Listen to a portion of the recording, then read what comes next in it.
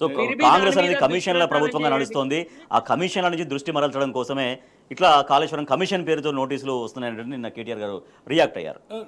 రాజేష్ గారు, నిజంగానే ఇప్పుడు ఈ సమస్య అంటే కాళేశ్వరం గోదావరికి సంబంధించినటువంటి నీటి వాటాను సరైనటువంటి పద్ధతిలో గతంలో ఉన్నటువంటి సమైక్యాంధ్ర ప్రభుత్వంలో తెలంగాణ పొట్టగొట్టడానికి వాళ్ళు ఉపయోగించుకోలేదు. ఎందుకంటే అది ఆంధ్ర పాలకులు కాబట్టి తెలంగాణ పట్ల సోయి లేనటువంటి పరిస్థితి చూసాం. కానీ కేసీఆర్ గారు అధికారంలోకి వచ్చిన తర్వాత మనకు ఉండేటువంటి నీటి వాటాను సమర్థవంతంగా వినియోగించుకొని తెలంగాణ అంతా కూడా సస్యశ్యామలం చేయాలనేటువంటి ఒక కఠోర నిర్ణయం తీసుకొని, ఒక సాహసోపేతమైనటువంటి నిర్ణయం తీసుకొని మహారాష్ట్రకు అనేక సందర్భాల్లో పోయి ఒప్పించి చివరికి మనం ఈ ప్రాజెక్ట్ నిర్మాణం చేసుకున్నటువంటి సందర్భాన్ని చూసాం. అంటే ఇలా ఆ నీరు రావడం వల్ల ఇలా తెలంగాణ అంతా కూడా ఎట్లా సస్యశ్యామలమైందో ప్రపంచవ్యాప్తంగా కూడా తెలిసినటువంటి సందర్భం. కానీ ఇలా జరుగుతున్న కుట్ర ఏంటంటే, మేడిగడ్డ దగ్గర జరుగుతున్నటువంటి ఈ చిన్న డ్యామేజ్ను దృష్టిలో పెట్టుకొని మొత్తంగా కాళేశ్వరం ప్రాజెక్టును డిఫంక్ట్ చేసి గోదావరి నీళ్ళలన్నీ కూడా ఆంధ్రకు తరలించాలని ఇలా మోదీ ప్రభుత్వం,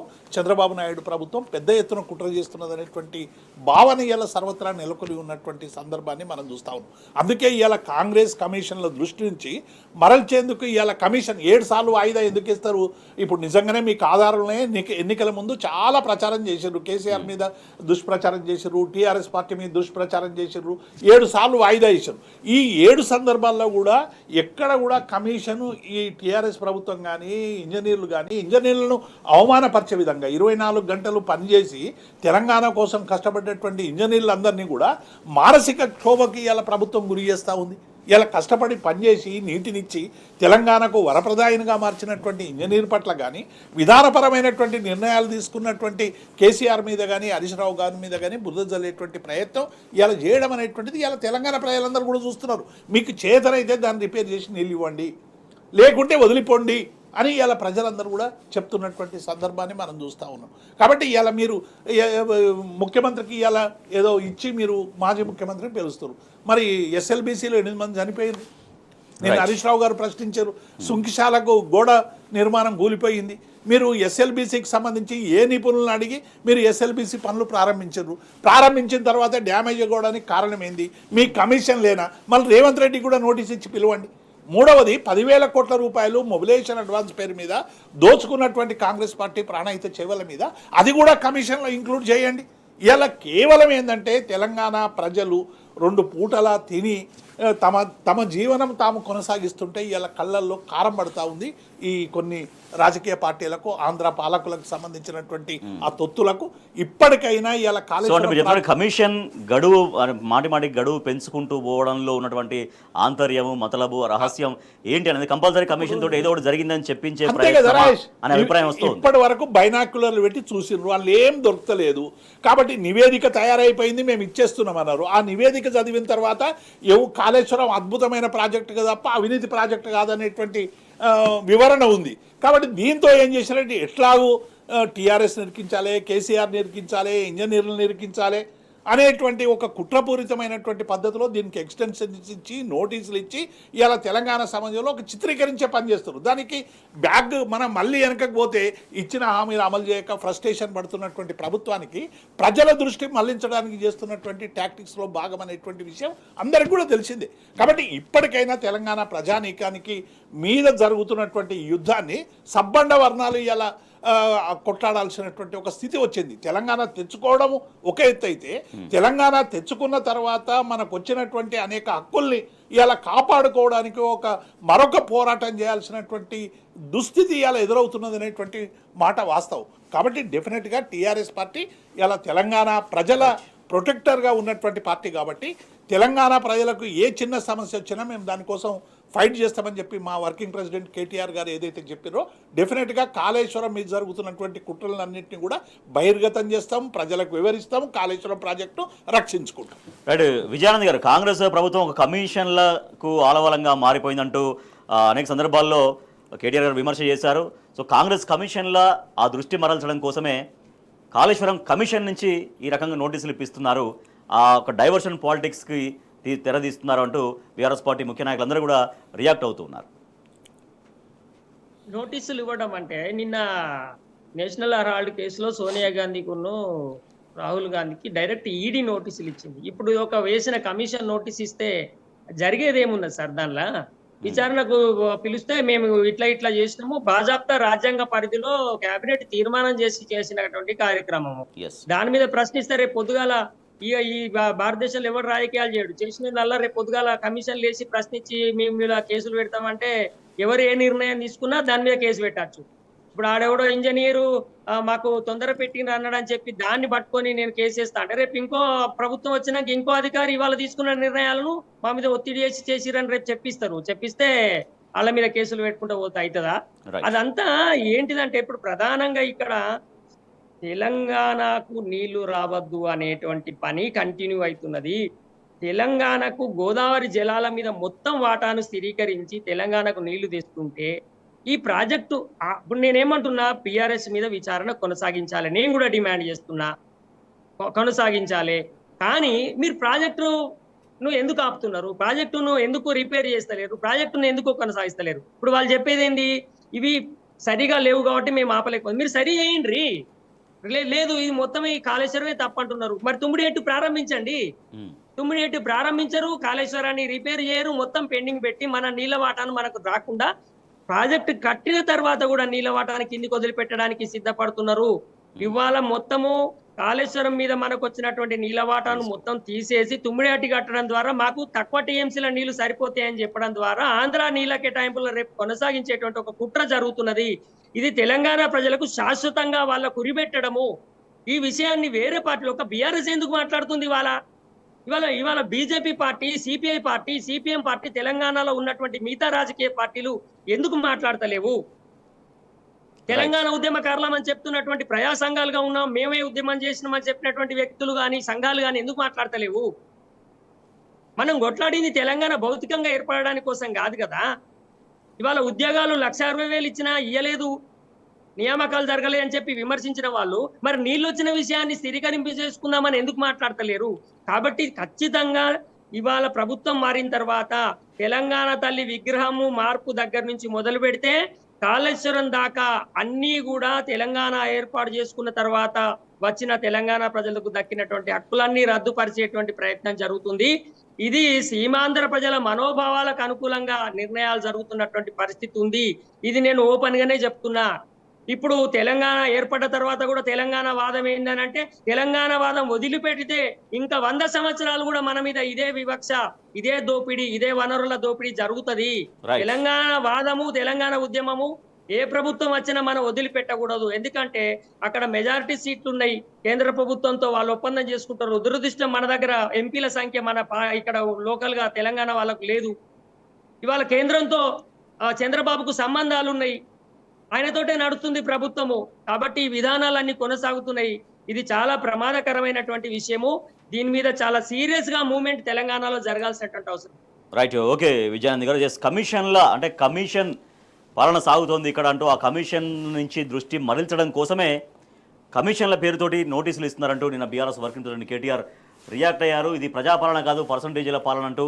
దాంతోపాటుగా ఎస్ఎల్బీసీ టన్నల్ ప్రమాదానికి బాధ్యులు ఎవరు ఇంతవరకు కనీసం దాంట్లో మృతదేహాలను కూడా వెలికి తీసే దాంట్లో కూడా ప్రభుత్వం విజయం సాధించలేదు. విజయం మీన్స్ అంటే వాటిని కూడా బయటికి తీయలేకపోయి ఫెయిల్యూర్ అయిపోయింది అనేది నా బీఆర్ఎస్ వర్కింగ్ ప్రెసిడెంట్ కేటీఆర్ చెప్పినటువంటి మాట. Number 1 right. దేవిప్రసాద్ గారు, సో అనేక సూచీల్లో, అనేక విభాగాల్లో, అనేక రంగాల్లో ఎట్లా పురోగతి సాధించింది అనేది మరొక నివేదిక ICRA 2025 తాజా నివేదిక గణాంకాల్లో వెల్లడి కాబట్టినటువంటి విషయాలు ఇవన్నీ కూడా. ఇప్పుడు రాజేష్ గారు, తెలంగాణ కేసీఆర్ గారి నాయకత్వంలో 9.5 ఏళ్ళు దాదాపుగా నీళ్లు, నిధులు, నియామకాల నేపథ్యంలో వచ్చినటువంటి పోరాటానికి ఒక అద్భుతమైనటువంటి ఫలితాన్ని సాధించడానికి కేసీఆర్ గారు చేసినటువంటి అనేక ప్రయత్నాలు చాలా స్పష్టంగా ఈ investment information and credit rating agency అనేటువంటిది ఇవాళ ఈ ఆర్థిక జైత్రయాత్ర ఏదైతే కేసీఆర్ పాలనలో జరిగినటువంటి ఆర్థిక ప్రగతి ఎట్లా ఉందో అనేటువంటి విషయాన్ని చాలా స్పష్టంగా చెప్పింది. ఇప్పుడు ఏ రాష్ట్రమైనా అభివృద్ధికి సూచికలు 2-3 ఉంటాయి రాజేష్ గారు. 1 మన తలసరి ఆదాయం, 2 విద్యుత్ వినియోగం, 3 శాంతి భద్రతల పరిస్థితి, 4 సంక్షేమం, అభివృద్ధి జోడెద్దులాగా పోవడం. ఈ 4ను ప్రధానమైనటువంటి అంశాలుగా పెట్టుకొని కేసీఆర్ గారి పరిపాలనలో వీటిని పెంచేటువంటి ప్రయత్నం చేసినారు. మన తలసరి ఆదాయం 1,00,000 నుంచి 3 లక్షలకు పైగా పోయినటువంటి సందర్భాన్ని మనం అందరం కూడా చూసినాం. విద్యుత్ వినియోగంలో కూడా దేశంలో నంబర్ 1గా మార్చేటువంటి ప్రయత్నం చేసాం. గతంలో కరెంటు కోసం ఇబ్బంది పడ్డ తెలంగాణ రైతాంగానికి నాణ్యమైనటువంటి విద్యుత్తునిచ్చి ఇవాళ మొత్తం తెలంగాణ రైతాంగానికి నీటి బాధ, కరెంటు బాధ లేకుండా చేసినటువంటి ముఖ్యమంత్రి కేసీఆర్ గారు అనేటువంటి విషయం తెలుసు. దానికి సంబంధించి ఇవాళ ఈ లెక్కలు చూస్తూ ఉంటే ఒకవైపు ఏమో రేవంత్ రెడ్డి గారు అప్పులు తీసుకురావడానికి, తన మనుగడ కాపాడుకోవడానికి ఇవన్నీ కూడా ఉపయోగించుకొని ఒక ప్రయత్నం ఏమో చేసుకొని డబ్బులు తెచ్చుకునేటువంటి ప్రయత్నం. 1,58,000 కోట్లు, రోజు 400 కోట్ల రూపాయల చొప్పున అప్పులు చేస్తున్నటువంటి సందర్భాన్ని చూస్తూ ఉన్నాం. గత ప్రభుత్వంలో చేసినటువంటి అప్పులు 4,17,000 కోట్లు అయితే పదే దుష్ప్రచారం చేస్తూ అది 7 లక్షల కోట్లను ఒకరు, 8 లక్షల కోట్లను ఒకరు దుమ్మెత్తి పోసేటువంటి ప్రయత్నం చేస్తాము. 4 లక్షల కోట్ల అప్పు చేసి కేసీఆర్ గారు ఏం చేశారు అనేటువంటి విషయం అందరికీ కూడా తెలిసిందే. ఇవాళ విద్యుత్ విషయంలో పెట్టినటువంటి పెట్టుబడులు కావచ్చు, ఇవాళ అందల పోటీలు జరుగుతున్నాయి కదా. ఇవాళ రేవంత్ రెడ్డి తెలంగాణ ప్రైడ్ని ఎక్కడ చూపిస్తున్నాడు రాజేష్ గారు మీరు స్పష్టంగా చూడండి. 1 యాదాద్రి, 2 కమాండ్ కంట్రోల్ రూమ్, 3 హైదరాబాద్లో జరిగినటువంటి అభివృద్ధి. ఇవి తప్ప కాంగ్రెస్ పరిపాలనలో ఇవి జరిగినాయని అందాల పోటీలకు వచ్చిన వాళ్ళకి చూపించేటువంటి ఒక్క కట్టడం లేదు, ఒక్క అభివృద్ధి లేదు. ఇదే ప్రధానమైనటువంటి సూచిక.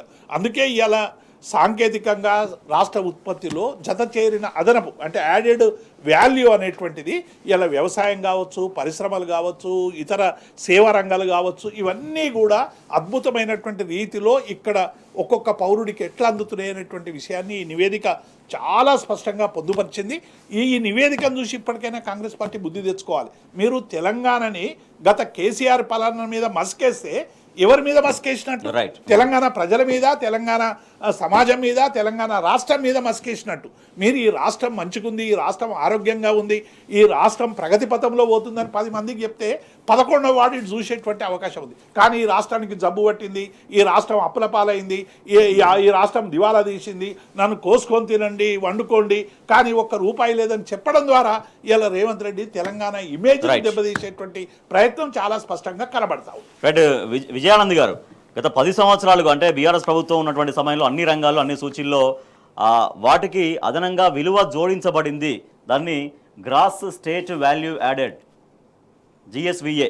సో ఇట్లా యాడ్ చేయబడుతూ వెళ్ళింది. అన్ని రంగాల్లో కూడా అద్భుతమైన పురోగతి సాధించింది అన్నటువంటి ఒక నివేదిక మనం చూస్తున్నాం.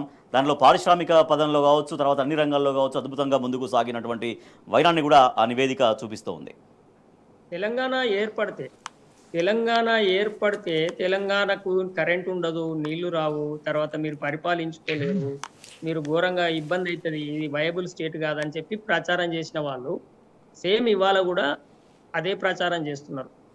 తెలంగాణ అప్పుల పాలైంది, తెలంగాణకి ఏం లేదు, తెలంగాణ పరిస్థితి ఘోరంగా ఉంది, మేము చెప్పులెత్తుకపోయేటోళ్ళు లెక్క చూస్తారు మమ్మల్ని అని చెప్పి మాట్లాడుతున్నారు. సేమ్ తెలంగాణ ఇవ్వమంటే కూడా ఇవ్వద్దని కోరుకున్న వాళ్ళు అదే మాట్లాడారు. మీరు గుర్తు చేసుకుంటే ఇవాళ అదే మాట్లాడుతున్నారు. కానీ తెలంగాణ తీసుకొచ్చిన తర్వాత, తెలంగాణ వచ్చిన తర్వాత ఏం జరిగింది? మొత్తం భారతదేశంలోనే మొత్తం తెలంగాణలో జరిగినటువంటి అభివృద్ధి ఎక్కడా జరగలేదని అన్ని కేంద్ర ప్రభుత్వ సంస్థల నుంచి వచ్చిన నివేదికలు, ఇవాల్టి వచ్చిన నివేదికతో పాటుగా ప్రతి ఒక్కటి ఎప్పుడూ చెప్తూనే వచ్చింది. ప్రైవేట్ రంగంలో దాదాపుగా 10 నుంచి 15 లక్షల ఉద్యోగాలు నియామకాలు జరిగినాయి. రియల్ ఎస్టేట్ బాగా బూమ్ అయింది. తర్వాత మనకి సాఫ్ట్వేర్ రంగం చాలా అద్భుతంగా డెవలప్ అయింది. వీటికి తోడు ప్రధానంగా 60% ప్రజానీకం ఎక్కడైతే పేదరికంలో ఆత్మహత్యలకు గురి అవుతూ చాలా ఇబ్బందికరమైన పరిస్థితుల్లో ఉన్నదో ఆ రైతాంగము, తర్వాత ముఖ్యంగా చేనేత కార్మికులు లాంటి రంగాలు ఏవైతే ఉన్నాయో వాటన్నిటిని బలోపేతం చేసుకుంటూ మొత్తం బడ్జెట్లో సింహభాగం దాదాపుగా 55% బడ్జెట్ను ఇవాళ గ్రామాలకు పంపు చేశారు కేసీఆర్ ఆ ప్రభుత్వం ఆయన పరిపాలనల కాలంలో. మీరు అది 200 పెన్షన్ 2000 చేసి పైసలు పంపించింది కావచ్చు గ్రామాలకు. తర్వాత ఈ రైతు బంధు పేరు మీద ప్రతి ఎకరాన 5,000 వేస్తూ ప్రజలకు ఆ గ్రామీణ ప్రాంతాలకు పైసలు పంపించింది కావచ్చు. ఇట్లా ప్రతి కింద పేదరికం ఉన్న ప్రతి చోటికి డబ్బులు పంపించడము, వాళ్ళందరినీ ఆర్థికంగా వ్యవసాయం చేసుకోవడానికి వాళ్ళకి కావాల్సిన పెట్టుబడి సాయం అందించడము, తర్వాత చేనేత రంగాల్లో ఉన్న కార్మికుల కోసం వాళ్ళకి సంబంధించిన ఇండస్ట్రీస్ పెట్టడము, వాళ్ళకి ఇన్పుట్స్ ఇవ్వడము, ఇట్లాంటివి అనేక కార్యక్రమాలు తీసుకోవడం ద్వారా తలసరి ఆదాయం, ఇందాక దేవి సార్ చెప్పినట్టుగా 3 లక్షల పైచీలకు తలసరి ఆదాయం ఉన్నటువంటి ప్రజానికంగా మనది పెరిగింది. కరోనా తర్వాత భారతదేశంలోనే కాదు, నేను ఒక విశ్లేషణ నేను ఇంకొక దగ్గర కూడా నేను చాలా సీరియస్ గా విని మీకు చెప్తున్నా. భారతదేశంలో కాదు, ప్రపంచంలో కూడా తెలంగాణ అంత స్పీడ్ గా ఆ టైంలో అభివృద్ధి చెంది, అంటే ఎన్ని రేట్లు ఇప్పుడు 180% పెరిగింది అన్నారు. 180% అభివృద్ధి చెందినటువంటి ఏ దేశం కానీ రాష్ట్రం రైట్. కానీ ఆ టైంలో లేదు.